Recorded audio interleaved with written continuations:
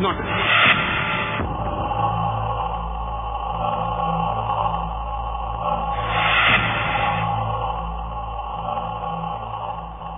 আমরা ইতিহাস থেকে জানতে পারি যে স্পেন আর ফ্রান্সে সন্ত্রাসী সংগঠনের নাম ইটিএস। তারা এ পর্যন্ত 36টি আক্রমণ চালিয়েছে। আর আফ্রিকার অনেকগুলি সন্ত্রাসী সংগঠন আছে। তার মধ্যে একটা প্রধান দল, সবচেয়ে কুখ্যাত দলগুলির একটা, সেটা হলো দ্য লর্ড স্যালভেশন আর্মি। এটা একটা খ্রিস্টান সন্ত্রাসী দল। তারা বাচ্চাদের সন্ত্রাসী আক্রমণের জন্য প্রশিক্ষণ দিয়ে থাকে। আর শ্রীলঙ্কায় আপনারা এলটিটিইর কথা শুনেছেন, তামিল টাইগার। তারা এখন পৃথিবীর সবচেয়ে কুখ্যাত, সবচেয়ে হিংস্র সন্ত্রাসী সংগঠনগুলির মধ্যে একটি। তাদের সদস্যরা আত্মঘাতী বোমার ব্যাপারে এক্সপার্ট। আর তারা এমনকি বাচ্চাদেরও এ কাজে লাগায়, প্রশিক্ষণ দেয়। আর বাচ্চাদের দিয়েও তারা আত্মঘাতী হামলা ঘটায়। সাধারণভাবে আমরা প্যালেস্টাইনে আত্মঘাতী হামলাকারী বা ইরাকে আত্মঘাতী হামলাকারীর কথা শুনি, তবে ইতিহাস আমাদের বলে যারা এই আত্মঘাতী হামলা জনপ্রিয় করেছে তারা হলো এলটিটিই, তামিল টাইগার। এরা কারা? এরা হিন্দু। কিন্তু ইন্ডিয়ান রিপোর্টাররা তাদের হিন্দু সন্ত্রাসী বলে না, বলে এলটিটিই। এবার আমরা ইন্ডিয়ায় আসি। প্রায় দেখা যায় বেশিরভাগ সন্ত্রাসী আক্রমণের ক্ষেত্রে, বেশিরভাগ ক্ষেত্রেই বলা হয় কাশ্মীরি বিদ্রোহীদের কথা। সেটা ঠিক না ভুল তা নিয়ে পরে আলোচনা করা যাবে। কিন্তু এর মধ্যে কতবার আমরা শুনতে পাই জাস্টিস হসবেট সুরেশ, তিনি বললেন ইন্ডিয়াতে অনেকগুলো ঘটনা ঘটে যাওয়ার কথা। আমি ঠিক জানি না এই আক্রমণের মধ্যে কতগুলোর কথা আপনারা খবরের কাগজে পড়েছেন। কতগুলো যারা এই ব্যাপারগুলোর সাথে জড়িত, যেমন জাস্টিস হসবেট সুরেশের মতো মানুষ বা যারা ফিল্ডে আছে তারা জানে, কিন্তু সাধারণ মানুষ এ ব্যাপারে কিছুই জানে না। যখনই সন্ত্রাসী আক্রমণের কথা বলা হয় বেশিরভাগ সময়ে লোকজন বলে মুসলমান সন্ত্রাসীদের কথা। কেন? ইন্ডিয়াতে প্রায় সবগুলো ধর্মের মানুষের মধ্যে সন্ত্রাসী সংগঠন আছে, প্রায় সবই। আমরা শিখ সন্ত্রাসীদের কথা জানি, বিন্দ্রানওয়ালা গ্রুপ পাঞ্জাবে। আমরা জানি যে ইন্ডিয়ান সরকার 1984 সালের 5ই জুন শিখদের স্বর্ণ মন্দির দখল করে। সেখানে 100 জন মানুষ মারা যায়। প্রতিশোধ হিসেবে কয়েক মাস পরে 1984 সালের 31শে অক্টোবর, সে সময় ইন্ডিয়ার প্রধানমন্ত্রী শ্রীমতী ইন্দিরা গান্ধী, তাকে হত্যা করে তারই একজন সিকিউরিটি গার্ড, সে ছিল শিখ। যদি আপনি সাউথ এশিয়ান টেররিজমের ওয়েবসাইটে যান, এটা মুসলমানরা বানায়নি, বানিয়েছে অমুসলিমরা। সেখানে সন্ত্রাসী আক্রমণের লিস্টটা দেখবেন, সব সন্ত্রাসী আক্রমণে মুসলমানদের যোগ্যতা খুবই কম। তবে মিডিয়ায় এই কথাগুলো কখনো বলা হয় না। আপনি উত্তর পূর্ব ইন্ডিয়ার প্রদেশগুলিতে যান, সেখানে ত্রিপুরায় যান, সেখানে খ্রিস্টান সন্ত্রাসী সংগঠন আছে, যেমন ATTF, all Tripura tiger force, NLFT, national liberation front of Tripura. তারা খ্রিস্টান, তারা অনেক হিন্দুকে মেরেছে। ইন্টারনেটে গেলে দেখতে পাবেন 4 জন হিন্দু খুন, 8 জন মারা গেছে। 2004 সালের 2রা অক্টোবর 44 জন হিন্দু মারা যায়, আরো অনেক আহত হয় এদের আক্রমণে। এরা খ্রিস্টান। আসামে আছে উলফা। উলফা একাই গত 16 বছর সময়ের মধ্যে 1990 থেকে 2000 সাল পর্যন্ত তারা ইন্ডিয়ার মাটিতে চালিয়েছে 749টি আক্রমণ। তারা কাশ্মীরি বিদ্রোহীদের লজ্জায় ফেলে দিয়েছে। 749টি নিশ্চিত সন্ত্রাসী আক্রমণ। তবে খবরের কাগজে আমরা শুধু কাশ্মীরিদের আক্রমণ সম্পর্কে জানতে পারি। আর মনে আছে কয়েক বছর আগে আলহামদুলিল্লাহ আমাকে প্রায় বলা হয় ইন্ডিয়া সহ পৃথিবীর বিভিন্ন জায়গায় কথা বলার জন্য। কাশ্মীর থেকে আমাকে অনেকবার বলা হয়েছে, তবে যাব কি যাব না এই দ্বিধাদ্বন্দ্ব ছিল। অবশেষে 2003 সালের সেপ্টেম্বরে ঠিক করলাম কাশ্মীরে যাব। সেখানে শ্রীনগরে একটা বক্তৃতা দিলাম। সেখানে লোকজন আমাকে জানালো যে গত 14 বছরের সরকার এই প্রথম কোন বক্তৃতা অনুষ্ঠানের অনুমতি দিল। আমার বক্তৃতা অনুষ্ঠানের আয়োজন করা হয়েছিল কাশ্মীরের পোলো গ্রাউন্ডে, সেখানে হাজার হাজার লোক এসেছিল। এই অশান্ত অবস্থাতে সরকার আমাকে সিকিউরিটি দিয়েছিল। আমিও ভাবছিলাম মেশিন গান হাতে লোকগুলো আমার সাথে কেন। আমি সেখানে গুলমার, পেহেলগাম বিভিন্ন জায়গায় বক্তৃতা দিলাম, আর আমার মনে হয়নি যে সিকিউরিটির প্রয়োজন আছে।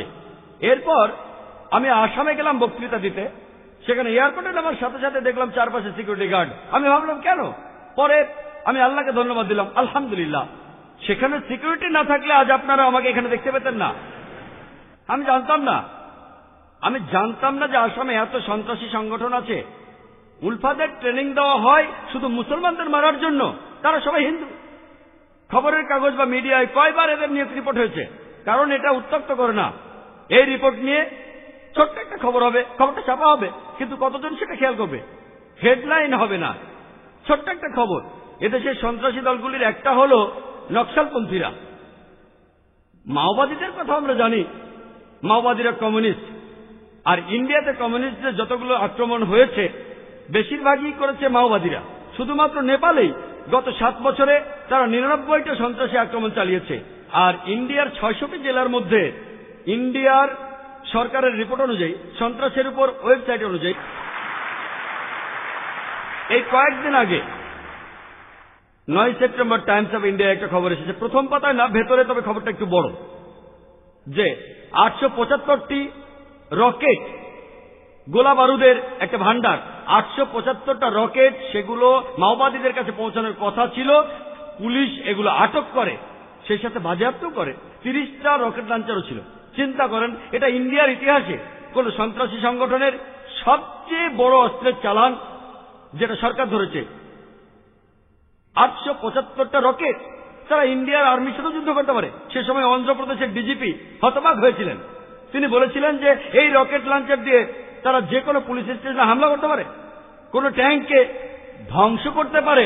600 মিটার দূর থেকে, 1.5 কিলোমিটারেরও বেশি দূর থেকে তারা ইন্ডিয়ান ট্যাঙ্ক বা পুলিশ স্টেশনে হামলা করতে পারে। আমাদের কিছুই করার থাকবে না, রকেট লঞ্চার।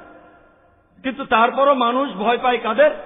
যাদের দাড়ি আছে, যারা মাথায় টুপি পরে, যারা প্যান্ট পরে গোড়ালির উপরে। তারা কি রকেট লঞ্চারের চেয়েও বিপজ্জনক?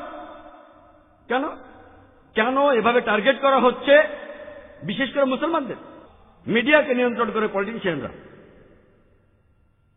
যদি আমরা ভালো করে দেখি, নিশ্চিতভাবে বলা যায় কোনো দ্বিধা ছাড়াই যে সন্ত্রাস শুধুমাত্র মুসলমানদের সম্পত্তি নয়। শুধু সেটাই নয়, এই সন্ত্রাসের ব্যাপারে মুসলমানদের তেমন কোনো কৃতিত্বই নেই। ইসলামেও এটার অনুমোদন দেওয়া হয়নি। ইসলামে এটা নিষেধ করা আছে। আমি বিভিন্ন ধর্মের একজন ছাত্র হিসেবে একথা বলতে পারবো না যে সব ধর্মই বলে আপনি নিরীহ মানুষকে হত্যা করবেন না, তবে এটা নিশ্চিতভাবে বলতে পারে যে বেশিরভাগ ধর্মই, এই ধর্মগুলির বেশিরভাগই ধর্মগ্রন্থগুলো পড়লে জানতে পারবেন যে নিরীহ কোনো মানুষকে হত্যা করা উচিত না। আর এই সবগুলো ধর্মের লিডার হলো ইসলাম।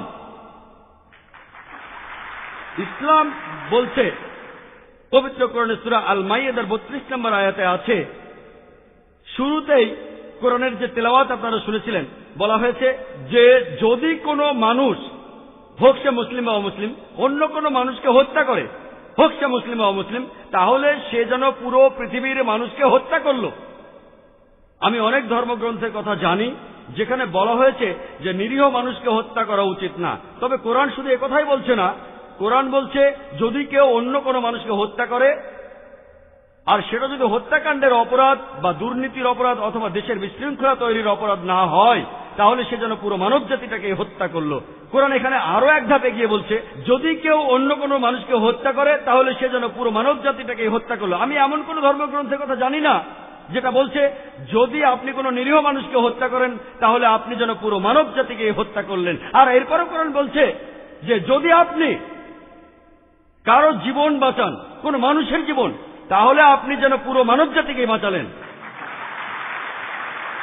ইসলাম শব্দটা এসেছে আরবি শব্দ সালাম থেকে, যার অর্থ শান্তি। এই শব্দটা এসেছে আরবি সিলম থেকে, যার অর্থ আল্লাহর কাছে নিজের ইচ্ছাকে সমর্পণ করা। এক কথায় ইসলাম শব্দটার অর্থ আল্লাহর কাছে নিজের ইচ্ছাকে সমর্পণ করে শান্তি অর্জন করা। ইসলাম সব ধরনের সন্ত্রাসী কার্যকলাপের নিন্দা করে, নিরীহ মানুষ হত্যা করাকে ইসলাম নিন্দা করে। যাই হোক না কেন, হোক সেটা 9/11, সেই টুইন টাওয়ার অ্যাটাক, অথবা সেই 7ই জুলাই ইংল্যান্ডে 50 জনের বেশি মানুষ মারা গেছে, নিউ ইয়র্ক টাওয়ারে 3000-এর বেশি মানুষ মারা গেছে, লন্ডনের বোম ব্লাস্টে 50 জনের বেশি মারা গেছে, অথবা 93 সালের সিরিয়াল বোম ব্লাস্ট বোম্বেতে, সেখানে 250 জনের বেশি মারা গেছে। যে বোমাগুলো রিসেন্টলি ফেটেছে 2006-এর 11 জুলাই, সেখানে 200-এরও বেশি মানুষ মারা গেছে। এগুলো সব নিন্দনীয়, সব নিষিদ্ধ। নিরীহ মানুষকে হত্যা করার পক্ষে কোনো যুক্তি পাওয়া যাবে না। অনেক মুসলমান অনেক সময় এসব কথা বলতে গিয়ে থেমে যায়, কিন্তু আমি এখানে থামবো না, আমি এখানে বলতেই থাকবো। আমি অবশ্যই নিন্দা করব আফগানিস্তানে যে হাজার হাজার আফগানি মারা গেল, ইরাকে যে হাজার হাজার নিরীহ মানুষ মারা গেল, গুজরাটে যে হাজার হাজার মানুষ মারা গেল, যেসব মানুষ মারা গেল প্যালেস্টাইনে, যেসব মানুষ মারা গেল লেবাননে, এখানে আমরা থামতে পারি না। আপনি কাকে ভয় পাচ্ছেন? সব ধরনের সন্ত্রাস যেখানে নিরীহ মানুষ মারা যায় সেগুলোর নিন্দা করা উচিত, সেটা মুসলমান করুক বা অমুসলিম করুক। আমাদের কাছে প্রমাণ নেই যে 9/11 অথবা 7ই জুলাই অথবা বোম্বে ট্রেনের সিরিয়াল বোম ব্লাস্ট এগুলো মুসলমানরা করেছে। এটা শুধুমাত্র একটা অনুমান। তবে যাই হোক, সত্য সেখানে যাই হোক, সেটা মুসলমান করুক বা অমুসলিম করুক, এর নিন্দা করা উচিত। এসবই নিষিদ্ধ। আমরা জানি যে বেশিরভাগ ধর্মই এই কথা বলে না যে আপনি নিরীহ মানুষকে হত্যা করেন।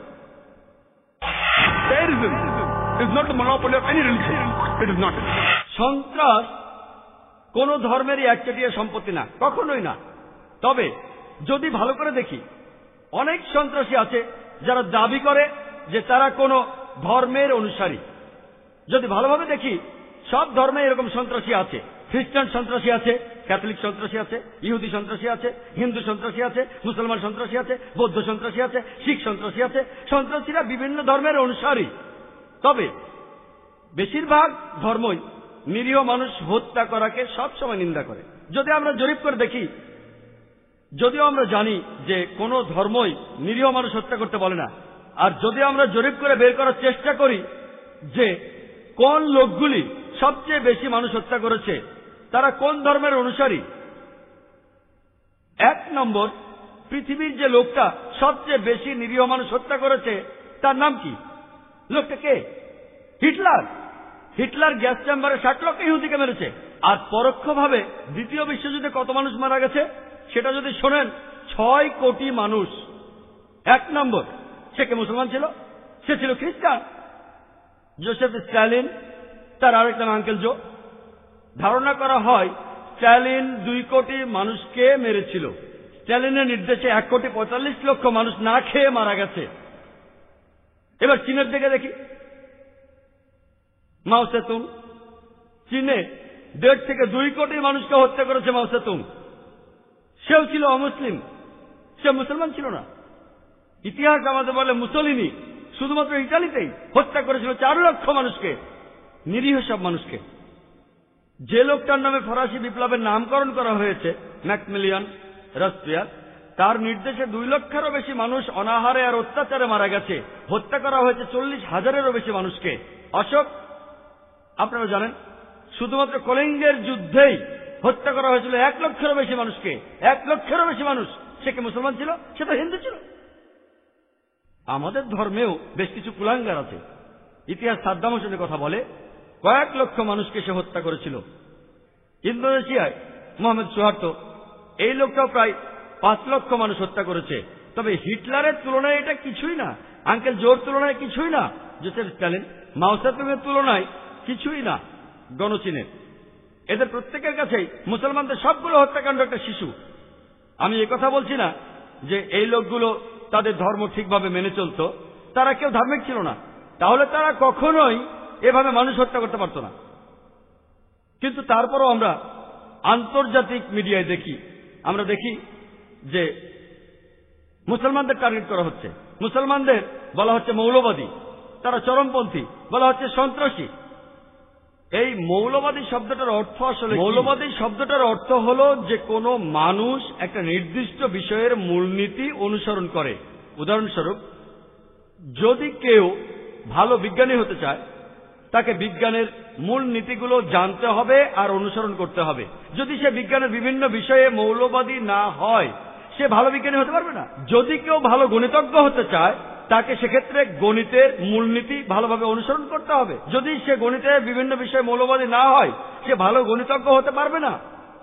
আপনি ঢালাও ভাবে বলতে পারবেন না যে মৌলবাদীরা সবাই ভালো অথবা সবাই খারাপ। একটা মানুষ কোন ক্ষেত্রে মৌলবাদী সেটা দেখে তারপর বলা উচিত। যদি কেউ মৌলবাদী ডাকাত হয়, যার কাজ হলো ডাকাতি করা, সে সমাজের জন্য খারাপ। আর অন্যদিকে যদি কেউ মৌলবাদী ডাক্তার হয়, সে 1000টা মানুষের জীবন বাঁচায়, সে সমাজের জন্য ভালো। তাহলে একটা মানুষ যে ক্ষেত্রে মৌলবাদী সেটা দেখে তারপরে আপনি ভালো খারাপ বলতে পারেন। আমি এখানে আমার কথা বলতে পারি, আমি একজন মৌলবাদী মুসলমান, আর আমি মৌলবাদী মুসলমান হওয়ার জন্য গর্বিত। কারণ আমি জানি আমি ইসলাম ধর্মের সব মূলনীতি মেনে চলার চেষ্টা করি, আর আমি জানি যে ইসলাম ধর্মের মূলনীতিগুলোর মধ্যে একটা নীতিও মানবতার বিরুদ্ধে কোনো কথা বলে না। এমনটা হতে পারে যে ইসলাম ধর্মের কিছু মূলনীতি অমুসলিমদের কাছে মনে হতে পারে মানবতার বিরুদ্ধে, তবে আপনি যদি ইসলামের সেই মূলনীতিগুলোর ব্যাখ্যা দেন, বুঝিয়ে বলেন, তাহলে একটা নিরপেক্ষ মানুষও পাবেন না যে বলতে পারে যে ইসলামের মূল নীতিগুলো মানবতার বিরুদ্ধে কথা বলে। এই মৌলবাদী শব্দটা অক্সফোর্ড ডিকশনারিতে পাবেন। এই শব্দটা প্রথম ব্যবহার করা হয়েছিল একদল খ্রিস্টানকে বোঝানোর জন্য। সেটা ছিল বিংশ শতাব্দীর প্রথম দিকে আমেরিকায় যারা চার্চের বিরুদ্ধে প্রোটেস্ট করেছিল, তাদের বলা হয় প্রোটেস্ট্যান্ট খ্রিস্টান। প্রথম দিকে চার্চ বিশ্বাস করত বাইবেলের কথাগুলো ঈশ্বরের কাছ থেকে এসেছে। এই প্রোটেস্ট্যান্ট খ্রিস্টানরা এতে আপত্তি জানিয়ে বলল, শুধুমাত্র বাইবেলের কথাগুলো ঈশ্বরের নয়, বাইবেলের প্রত্যেকটা শব্দই ঈশ্বরের কাছ থেকে এসেছে। যদি কেউ প্রমাণ করতে পারে যে বাইবেলের প্রত্যেকটা শব্দ ঈশ্বরের কাছ থেকে এসেছে, এই আন্দোলনটা ভালো আন্দোলন। অন্যদিকে যদি কেউ প্রমাণ করে যে বাইবেলের প্রত্যেকটা শব্দ ঈশ্বরের কাছ থেকে আসেনি, তাহলে এই আন্দোলনটা ভালো নয়। যদি আমরা অক্সফোর্ড ডিকশনারি দেখি, মৌলবাদী শব্দটার অর্থ খুঁজতে যাই, বলা হচ্ছে মৌলবাদী হলো একজন ব্যক্তি যে কোনো ধর্মের প্রাচীন শিক্ষা আর মতবাদকে কঠোরভাবে অনুসরণ করে। তবে অক্সফোর্ড ডিকশনারির নতুন সংস্করণে দেখতে পাবো সামান্য চেঞ্জ হয়েছে। নতুন সংস্করণ বলছে যে মৌলবাদী হলো একজন ব্যক্তি যে কোনো ধর্মের প্রাচীন শিক্ষা বা মতবাদকে কঠোরভাবে মেনে চলে, বিশেষ করে ইসলাম। এখন বিশেষ করে ইসলাম এই শব্দটা নতুন করে জুড়ে দেওয়া হয়েছে। যখনই মুসলমান শব্দটা শুনবেন, আপনি ভাববেন যে সে মৌলবাদী, সে চরমপন্থী, সে সন্ত্রাসী। আর অনেক মুসলমানকে দেখবেন তারা বলবে আমি মৌলবাদী না, আমি চরমপন্থী না। আমি বলছি আমি একজন চরমপন্থী, আমি চরম সৎ, চরম ন্যায়পরায়ণ, চরম দয়ালু, চরম শান্তিকামী, চরম ক্ষমাশীল। জানি না এখানে অপরাধ কি যদি আমি চরম ন্যায়পরায়ণ হই, চরম সৎ হই, চরম দয়ালু হই, ক্ষমাশীল হই। মাঝে মধ্যে হলে চলবে না। যখন আপনার সুবিধা হবে তখন ন্যায়পরায়ণ হবেন, আর সুবিধা না থাকলে হবেন না। আপনাকে চরম ন্যায়পরায়ণ হতে হবে, কোরআন সেটাই বলছে। আমাদের ধর্মীয় গ্রন্থ সর্বশক্তিমান আল্লাহর বাণী আমাদের পুরোপুরি ন্যায়বান হতে বলছে। আংশিকভাবে ন্যায়বান হলে চলবে না। যখন আমার দরকার সে সময় ন্যায় বিচারের কথা, অন্য সময় না। তাহলে সমস্যা কোথায়? আমি পৃথিবীর সব মানুষকে প্রশ্ন করতে চাই, আমাকে বলতে পারবেন চরম সৎ হওয়া অন্যায়, চরম ন্যায়বান হওয়া অন্যায়, চরম শান্তিকামী হওয়া অন্যায়? আমাদের চরমপন্থী হতে হবে, তবে সেটা হবে সঠিক পথে। তাই যদি কেউ আমাকে চরমপন্থী বলে, আমাকে তো চরমপন্থী মুসলমান হতেই হবে। চরমপন্থী মুসলমান হলেই একজন ভালো মুসলমান হতে পারবো, না হলে হতে পারবো না। আমি জানি এই শব্দটার অর্থ এখন অনেক রকম করা হচ্ছে, সংজ্ঞা সবসময় বদলাতে থাকে। এখন আমাদের টেবিলটা উল্টে দিতে হবে। আংশিকভাবে কোরআন মানলে চলবে না, আমাদের চরমভাবে পুরোপুরিভাবে কোরআন মেনে চলতে হবে। পবিত্র কোরআনের সূরা আল বাকারা 208 নম্বর আয়াতে আল্লাহ তাআলা বলেছেন, সর্বাত্মকভাবে ইসলামে প্রবেশ করো। আজকে মুসলমানদের বলা হচ্ছে সন্ত্রাসী। সন্ত্রাসের সহজ সাধারণ সংজ্ঞা হল যে লোক অন্যকে সন্ত্রস্ত করে। উদাহরণস্বরূপ, একজন অপরাধী পুলিশ দেখলে সন্ত্রস্ত বোধ করে, তাহলে এই অপরাধীর জন্য পুলিশ হল সন্ত্রাসী। এভাবে দেখলে আমি বলবো প্রত্যেক মুসলমানের সন্ত্রাসী হওয়া উচিত। যখন কোনো অপরাধী কোনো মুসলমানকে দেখবে সে সন্ত্রস্ত হবে, যখনই কোনো ধর্ষক কোনো মুসলমানকে দেখবে সে সন্ত্রস্ত হবে, কোনো ডাকাত যদি মুসলমানকে দেখে সে সন্ত্রস্ত হবে, কোনো সমাজবিরোধী লোক মুসলমানকে দেখলে সন্ত্রস্ত হবে। এ কথাই বলা হয়েছে পবিত্র কোরআনের সূরা আনফালের 60 নম্বর আয়াতে, এতদ দ্বারা তোমরা সন্ত্রস্ত করিবে আল্লাহর শত্রুকে। যে লোকগুলো নিরীহ মানুষদের মারে, যারা মানবতার বিরুদ্ধে, কোরআন বলছে তাদের মনের মধ্যে ভয় সৃষ্টি করো। আমি জানি যে সাধারণভাবে সন্ত্রাস শব্দটার অর্থ নিরীহ মানুষকে সন্ত্রস্ত করা। এভাবে দেখলে কোনো মুসলমানেরই উচিত না নিরীহ মানুষকে সন্ত্রস্ত করা। ইসলামে এটা নিষিদ্ধ আছে। আমরা জানি যে অনেক সময় দুটো আলাদা বিশেষণ দেয়া হয় একই মানুষকে, একই ব্যক্তিকে, একই কাজকে। 60 বছর আগে ইন্ডিয়া শাসন করত ব্রিটিশ সরকার। তখন অনেক ইন্ডিয়ান দেশের স্বাধীনতার জন্য যুদ্ধ করত। এই ইন্ডিয়ানরা যারা দেশের স্বাধীনতার জন্য যুদ্ধ করত, তখন ব্রিটিশ সরকার তাদেরকে বলতো সন্ত্রাসী। কিন্তু আমরা ইন্ডিয়ানরা তাদের বলি মুক্তিযোদ্ধা, দেশপ্রেমিক। একই লোক, একই কাজ, দুটো আলাদা বিশেষণ। যদি আপনি ব্রিটিশ সরকারের সাথে একমত হন যে ইন্ডিয়াকে শাসন করার অধিকার তাদের আছে, তাহলে আপনি এই লোকগুলোকে বলবেন সন্ত্রাসী। যদি সাধারণ ইন্ডিয়ানদের সাথে একমত হন যে ব্রিটিশরা ইন্ডিয়াতে ব্যবসা করতে এসেছে, আমাদের শাসন করার অধিকার তাদের নেই, তাহলে আপনি এদের বলবেন দেশপ্রেমিক, মুক্তিযোদ্ধা। এই ব্রিটিশ সরকার তারা ভগৎ সিং, চন্দ্রশেখর আজাদ, সুভাষ চন্দ্র বোসকে বলছে সন্ত্রাসী। আমরা সেটা মানি মোটেই না। মাল্টিমিডিয়া পিসি এলিফ্যান্ট রোডের কাটাবন মসজিদ কমপ্লেক্সে অবস্থিত কম্পিউটার বিক্রয়ের একটি অনন্য প্রতিষ্ঠান মাল্টিমিডিয়া পিসি। এখানে কম্পিউটারের যাবতীয় অ্যাক্সেসরিজ পাওয়া যায় এবং কম খরচে অভিজ্ঞ ইঞ্জিনিয়ার দ্বারা কম্পিউটার, প্রিন্টার, মনিটর সার্ভিসিং করা হয়। এছাড়াও দেশি বিদেশি 2000-এরও অধিক ইসলামী সিডি, ভিসিডি থেকে আপনার পছন্দের কপিটি সংগ্রহ করুন। মাল্টিমিডিয়া পিসি। 2001 সালের ডিসেম্বরে আমি অস্ট্রেলিয়া গিয়েছিলাম 9/11-এর সেই ঘটনার কয়েক মাস পরে। সেখানে আমি ফার্স্ট লেকচার দিয়েছিলাম পার্থে। একটা লেকচারের টপিক ছিল ইসলামের আলোকে জিহাদ এবং সন্ত্রাস। সেখানে আমার কাছে প্রথম যে প্রশ্নটা এসেছিল সেটা করেছিল পার্থে আমেরিকার কনসাল জেনারেল।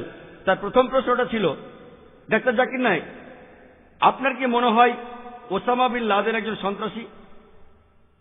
আমি তাকে বললাম, ওসামা বিন লাদেনের কথা যদি বলা হয়, আমি জানি না, কখনো দেখা হয়নি, জিজ্ঞাসাবাদও করিনি, সে আমার বন্ধু না, আবার শত্রুও না।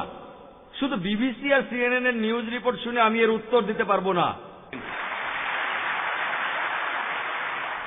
যদি বিবিসি আর সিএনএন শুনে এর উত্তর দিতে চান তাহলে আপনাকে বলতেই হবে সে একজন সন্ত্রাসী। কিন্তু পবিত্র কোরআনে সূরা হুজুরাতের 6 নম্বর আয়াতে উল্লেখ আছে, যদি তোমার কাছে কোনো বার্তা আসে সেটা পরীক্ষা করে তারপর অন্য কাউকে বলো।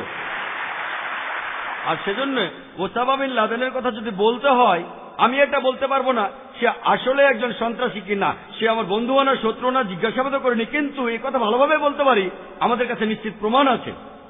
ভালোভাবে তারা মিডিয়াকে কন্ট্রোল করে সেই বিবিসি, সিএনএন থেকেই। আমরা জানি যে আফগানিস্তানে হাজার হাজার নিরীহ আফগানকে হত্যা করা হয়েছে, ইরাকে হাজার হাজার নিরীহ ইরাকিকে হত্যা করা হয়েছে। ধরুন আমি মেনে নিলাম 9/11-এ তারা বলে যে এটা ওসামা বিন লাদেনই করেছে, প্রমাণ নেই, শুধু অনুমান। চিন্তা করেন, ইসলামের উপর তারা এত অত্যাচার চালিয়েছে, তারা যদি মুসলমান হয় তাহলে কি হবে? আমি একজন দায়ী, এ কাজে আমি করে আসছি। ইসলামের ভালো জিনিসটা তাকে বোঝাতে পারবো কেন? লোকে আমাকে বলে, ভাই জাকির, আপনি পৃথিবীর বিভিন্ন জায়গায় যান, আপনার কি সমস্যা হয় না?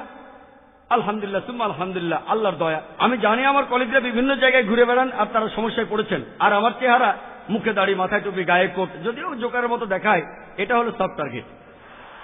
তবে খোদার দয়া, আল্লাহর দয়ায় আলহামদুলিল্লাহ আমি কখনো সমস্যায় পড়িনি। তবে অনেক সময় কাটিয়েছি এই ইমিগ্রেশন অফিসার আর পুলিশ অফিসারদের সাথে। একবার আমি ছিলাম নিউ ইয়র্কে 9/11-এর 2 দিন আগে, আমি সেখান থেকে চলে গিয়েছিলাম, সেজন্য বেঁচে গিয়েছিলাম। আলহামদুলিল্লাহ, সুম্মা আলহামদুলিল্লাহ, বেঁচে গিয়েছিলাম। যদি ওখানে থাকতাম আমাকে হয়তো তারা আটক করত, সম্ভবত। তারপর গেলাম লন্ডনে, তারপরই আর শেষ যেবার আমেরিকা গেলাম, যদিও আমাকে অনেকবার বলা হয়েছিল কিন্তু খুব ব্যস্ত ছিলাম, অবশেষে গেলাম 2003 সালে। আমি একটা অ্যাওয়ার্ড নিতে লস অ্যাঞ্জেলেসে গিয়েছিলাম। আমি আগে থেকে জানতাম আমাকে জেরা করা হবে ইমিগ্রেশনে আমার পোশাকের জন্য। আমি মেন্টালি প্রিপেয়ার ছিলাম। তারা বললো, কেন এসেছে? বললাম, অ্যাওয়ার্ড নিতে। কিসের জন্য অ্যাওয়ার্ড? তুমি কোনো চ্যারিটেবল অর্গানাইজেশনে কাজ করো, কি অ্যাওয়ার্ড পাবে তুমি? বললাম, মানুষকে সেবা করার। যীশু খ্রিস্ট বলেছেন, সত্য কথা বলো আর সত্যই তোমাকে মুক্তি দেবে। আমিও সত্য কথা বলি, এজন্য আমি অ্যাওয়ার্ড পাচ্ছি। আর তারপর আমরা অনেক কথাবার্তা বললাম। এরপর আমি কাস্টমসে গেলাম, আর ইচ্ছে করেই বললাম আমি একটা ইসলামিক কনফারেন্সে এসেছি। ইসলামিক কনফারেন্স চেক করো। তারা আমার ব্যাগ খুললো, প্রথমে আমার ভিডিও ক্যাসেটটা দেখলো, সন্ত্রাস এবং জিহাদ, আর ক্যাসেটের কভারে একটা পিস্তল। তখন কাস্টম অফিসার বলল, তুমি কি জিহাদে বিশ্বাস করো? আমি বললাম, হ্যাঁ বিশ্বাস করি। এমনকি যিশুও জিহাদে বিশ্বাস করতেন, চেষ্টা করা আর সংগ্রাম করায়। না না না, তুমি কি যুদ্ধে বিশ্বাস করো? আমি বললাম, তোমাদের বাইবেল পড়ো। যদি বাইবেল পড়ো দেখবে বাইবেলও যুদ্ধের কথা বলছে।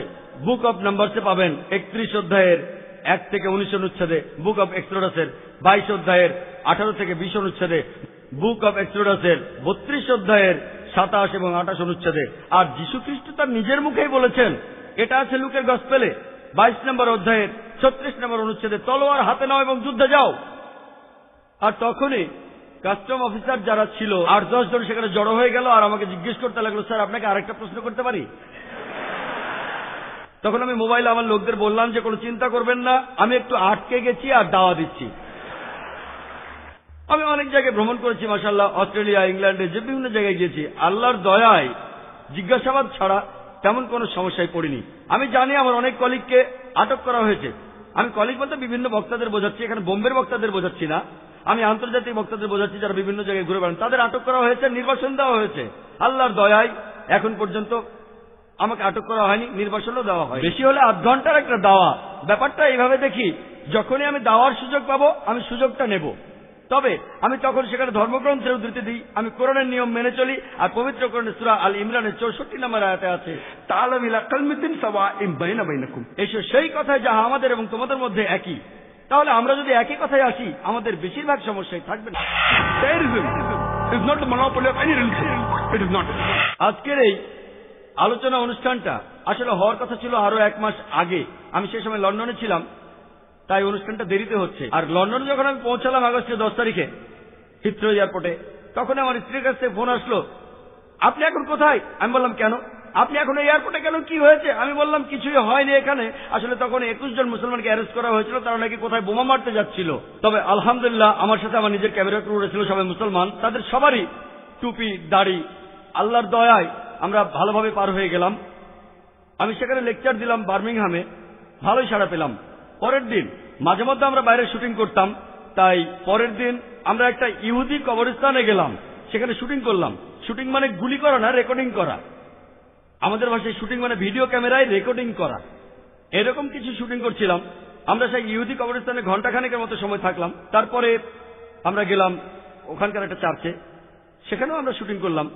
তারপর খাওয়া দাওয়া করলাম। বিকেলের দিকে হোটেলে ফিরে এলাম। সেখানে এসে জানলাম যে বার্মিংহামের পুলিশ তারা আমাদের খুঁজে বেড়াচ্ছে। সম্ভবত কোনো পথচারী অভিযোগ করেছিল তারা খুঁজে বেড়াচ্ছে 7-8 জন সন্ত্রাসীকে, মাথায় টুপি মুখে দাড়ি। এই লোকগুলো কারা? আমাদের গাড়ির নাম্বার তারা জানে, এটাও জানে গাড়িটার রং সবুজ। তারা কি করলো? ইন্স্যুরেন্স কোম্পানিতে ফোন করলো আর বের করার চেষ্টা করলো আমরা কোথায় আছি। তারা খুঁজে বের করলো হোটেল, এই হোটেলটা। ভাগ্যক্রমে যখন জিজ্ঞাসাবাদ চলছে সেই সময় এক লোক নাস্তা করছিল, তার সাথে পুলিশের কথা হলো। আর সেই লোকটা ছিল খুবই বিখ্যাত একজন মুসলিম পলিটিশিয়ান।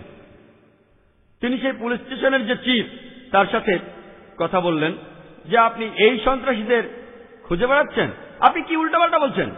আপনার খেয়াল আছে 2 মাস আগে আপনাকে একটা ডিভিডি দিয়েছিলাম, ডাক্তার জাকির নায়কের ডিভিডি। চিফ বলল, হ্যাঁ ইনি তো সেই লোক। ও সেই লোক। Problem solve. যে পথচারীরা অভিযোগ করেছিল ভেবেছিল দাড়ি টুপি মানে বিপজ্জনক, দাড়ি টুপি বিপজ্জনক, সাবধানে থাকতে হবে। কিন্তু আবারও আল্লাহর সাহায্য, খোদার সাহায্য, আর আমিও ফিরে এসেছি, না হলে আপনারা আমাকে এখানে দেখতে পেতেন না। আমাদের মুসলমানদের ভয় না পেয়ে সত্যি কথা বলা উচিত, তবে জ্ঞানের সাথে। আমাদের সতর্ক হতে হবে। আল্লাহ পবিত্র কোরআনে সূরা নাহলের 125 নম্বর আয়াতে বলেছেন যে উদু ইলা সাবিলি রাব্বিকা বিল হিকমা ওয়াল মুআযাতিল হাসানা ওয়াজাদিলহুম বিল্লাতী আহসান। তুমি মানুষকে তোমার প্রতিপালকের পথে আহ্বান করো হিকমত ও সদুপদেশ দ্বারা, এবং উহাদের সহিত তর্ক করো, যুক্তি দেখাও, যাহা সবচেয়ে উত্তম ও গ্রহণযোগ্য। যখন কথা বলবেন হিকমা দিয়ে কথা বলবেন। পুরো ব্যাপারটা দেখে আমরা এখন বুঝতে পারি যে সন্ত্রাস কাদের একচেটিয়া সম্পত্তি। আর আমার মতে সন্ত্রাস হল পলিটিশিয়ানদের একচেটিয়া সম্পত্তি। আমি যতটুকু বুঝি আর যতটুকু জানি, সন্ত্রাস হল পলিটিশিয়ানদের সম্পত্তি, যে জায়গারই হোক। এই পলিটিশিয়ান হতে পারে আমেরিকার, ইংল্যান্ড বা ইন্ডিয়া। এটা এখন পলিটিশিয়ানদের সম্পত্তি। আমাদের আগে বুঝতে হবে এইসব সন্ত্রাসের পেছনে কারণটা কি। আমরা যদি সন্ত্রাস বন্ধ করতে চাই, প্রথমে এর পেছনের কারণটা খুঁজে বের করতে হবে।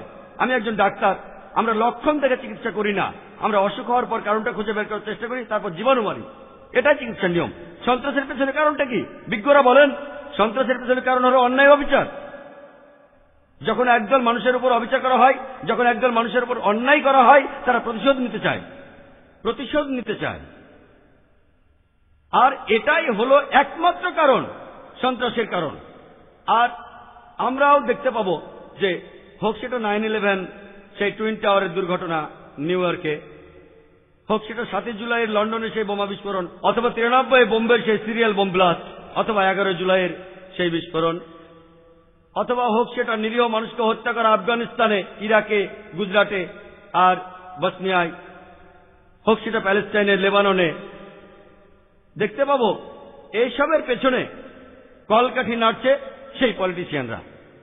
যখন লন্ডনে ছিলাম তখন আমি ভাবছিলাম কেন এই 21 জন মুসলিমকে অ্যারেস্ট করা হয়েছে। সরকার বলল তারা নাকি কয়েক মাস ধরে এদের উপর নজর রাখছিল। কিছু লোকের সাথে আমার কথা হয়েছে যারা এই লোকগুলোকে ভালোভাবে চিনত, তারা বলছে অসম্ভব, তারা কখনোই এমন ছিল না। তখন দেখা গেল লোকজন অপেক্ষা করছে কখন এই খবরটা তারা জানতে পারবে। সেই সময় ইসরায়েল লেবাননে আক্রমণ করছিল, হাজার হাজার মানুষ মারা যাচ্ছে, ইংল্যান্ডে এটা নিয়ে বিক্ষোভ হচ্ছিল। তখন মনোযোগটা ঘুরিয়ে দেওয়া হলো। 21 জন মুসলমান বোমা মারতে যাচ্ছিল, এয়ারলাইন্সে অ্যারেস্ট করা হলো, অনেক বড় খবর। তাই লোকজন ভুলে গেল লেবাননে হাজার হাজার মানুষ মারা যাচ্ছে। এই ঘটনা ইন্ডিয়াতে কার্গিল, পলিটিশিয়ানদের কোনো সমস্যা হচ্ছে কার্গিলের কথা বলো, শত্রুর কথা বলো পাকিস্তান, মনোযোগ সরানো। পলিটিক্স হোক সেটা আমেরিকায়, হোক ইংল্যান্ডে অথবা ইন্ডিয়ায়, আসল কারণটা হলো পলিটিশিয়ানরা। আমরা জানি এই দেশে প্রায় 60 বছর আগে ব্রিটিশরা আমাদের শাসন করত, আর তাদের পলিসি ছিল ডিভাইড অ্যান্ড রুল। 60 বছর আগে আমরা ব্রিটিশদের কাছ থেকে স্বাধীন হয়েছি, কিন্তু দুর্ভাগ্যের কথা তারা চলে গেছে, কিন্তু তাদের পলিসি এখনো রয়ে গেছে। আর আমাদের ইন্ডিয়ান পলিটিশিয়ানরা তারাও এই পলিসিটাকেই প্রয়োগ করছে। তারা এই পলিসিটাকে প্রয়োগ করছে ভোট ব্যাংকের জন্য। রেকর্ড থেকে আমরা জানতে পারি যে পৃথিবীতে সবচেয়ে বেশি সাম্প্রদায়িক দাঙ্গা হয় যে দেশটাতে, সেটা হলো ইন্ডিয়া। প্রতিদিন না হলেও প্রতি সপ্তাহে অন্তত একটা সাম্প্রদায়িক দাঙ্গা হয় আমাদের এই মহান দেশে।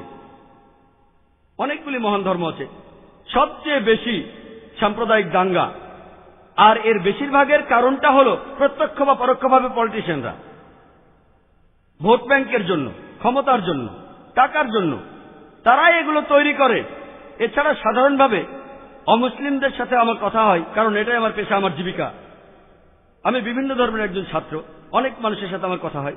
প্রায় ক্ষেত্রেই সাধারণ ইন্ডিয়ানরা, হোক সে হিন্দু বা মুসলমান, প্রায় সবাই একসাথে মিলেমিশে বসবাস করতে চায়, সবাই একসাথে শান্তিতে বসবাস করতে চায়। আমাদের অমিলগুলো না হয় থাকুক, আমরা যুদ্ধ চাই না, কিন্তু এই পলিটিশিয়ানরা আর এই পলিটিশিয়ানরাই বিভিন্ন ধর্মের মানুষের মধ্যে শত্রুভাবাপন্ন সম্পর্ক তৈরি করছে, যাতে করে তাদের ভোট ব্যাংক ঠিক থাকে।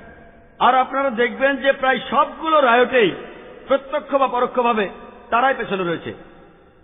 আমরা জানি যে কয়েক বছর আগে একটা রাজনৈতিক গুজব ছিল বাবরি মসজিদ আর রামের জন্মভূমি নিয়ে।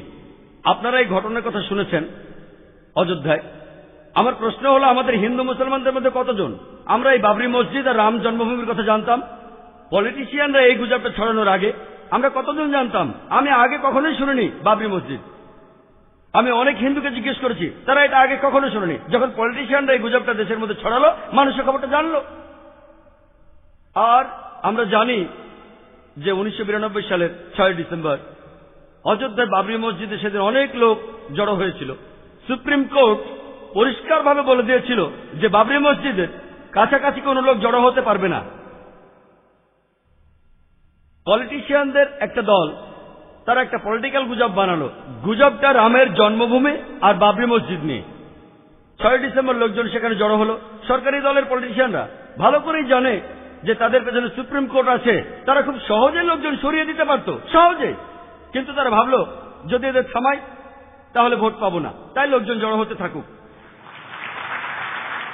লোকজন জড়ো হলো, আর তারপর তাদের কথায় স্বতঃস্ফূর্তভাবে যে হাজার হাজার লোক জড়ো হয়েছিল, স্বতঃস্ফূর্তভাবেই তারা বাবরি মসজিদ ধ্বংস করে ফেলল প্ররোচনা ছাড়া। তখন এই খবরটা সরাসরি অনেক স্যাটেলাইট চ্যানেলে দেখানো হয়েছিল। বলুন তো, এই লাঠিয়া ত্রিশূল দিয়ে কিভাবে আপনি মসজিদ ভাঙবেন? এটা কি সম্ভব? না। তারা সেখানে বোমা ফাটিয়েছিল রীতিমতো পরিকল্পনা করেই। তারা এই বোমাগুলো মসজিদে ফাটিয়েছিল। সবাই বুঝতে পারবেন, আপনাদের এজন্য বোমা বিশেষজ্ঞ হতে হবে না, নিজের চোখেই দেখতে পাবেন সেখানে বোমা ফাটানো হয়েছিল বলে মসজিদে ধ্বংস হয়েছে। আর লাঠিয়া ত্রিশূল থেকে মসজিদ ভাঙা যায়? যাই হোক, এদিকে কি হলো?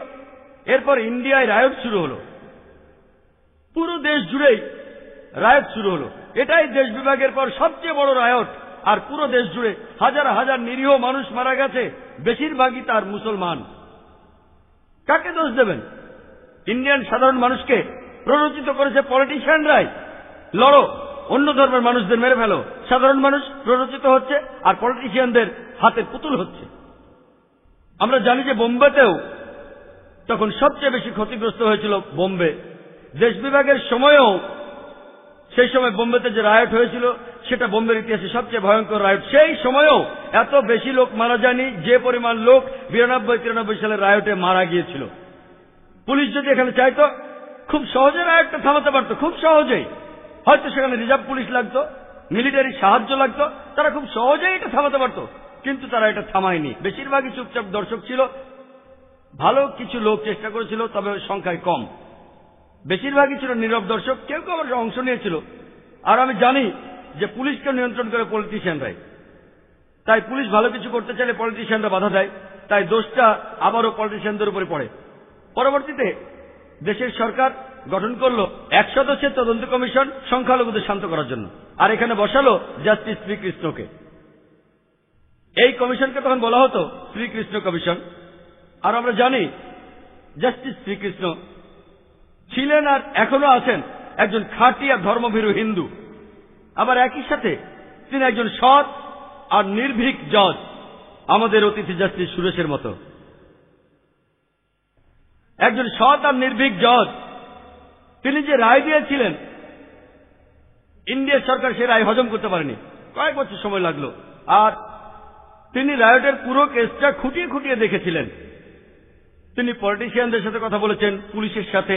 তিনি নিজে সে সময় 26টা পুলিশ স্টেশনে গিয়েছিলেন, সবগুলো রেকর্ড দেখেছেন, কথা বলেছেন পুলিশ অফিসারদের সাথে, জুনিয়র সিনিয়র, ভিকটিমদের সাথে কথা বলেছেন, মিডিয়ার সাথে বলেছেন। আর এভাবে অনেক রিসার্চের পর প্রকাশ করলেন। এই হল সেই dummy verdict by Srikrishna commission.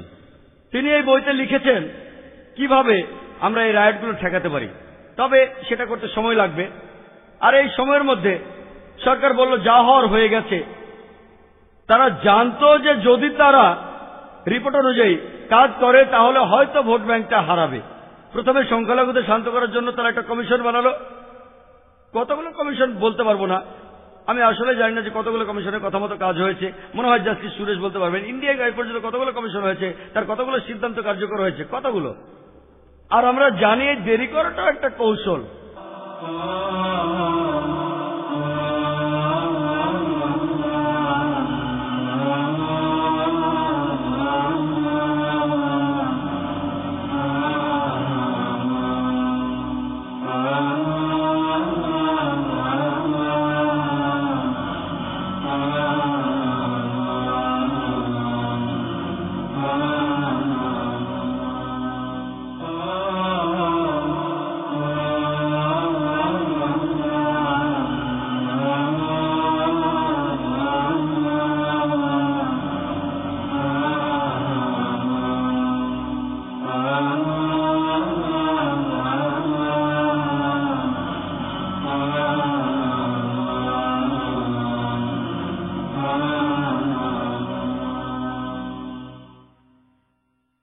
Multimedia PC elephant রোডের কাটাবন মসজিদ কমপ্লেক্সে অবস্থিত কম্পিউটার বিক্রয়ের একটি অনন্য প্রতিষ্ঠান মাল্টিমিডিয়া পিসি।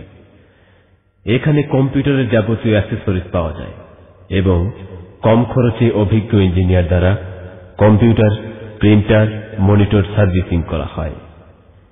এছাড়াও দেশি বিদেশি 2000-এরও অধিক ইসলামী সিডি, ভিসিডি থেকে আপনার পছন্দের কপিটি সংগ্রহ করুন। মাল্টিমিডিয়া পিসি